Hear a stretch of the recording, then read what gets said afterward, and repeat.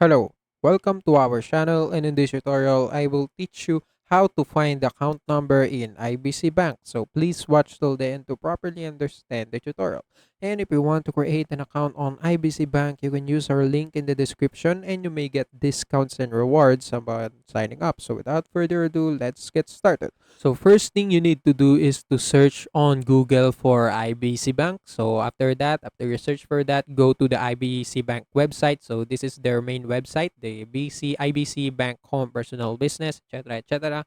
And after you go to their website, you will on the top right side you will see Contact Us. So right there, just click on it on the Contact Us, and you will be presented by a bunch of IBC contact information, and also their branch location. So if you will now have an option to go to their specific branches and address your issue right there, or you can contact them using their number on each branches. So yeah, that's it. So you can contact every branches right here if you want, and just ask them. If you contact them, just ask them how to check your account number, or just ask them to give it to you right away. And yeah, that's it. So that's it for today's tutorial. If you want more, please like this video, subscribe to our channel, and see you in the next one.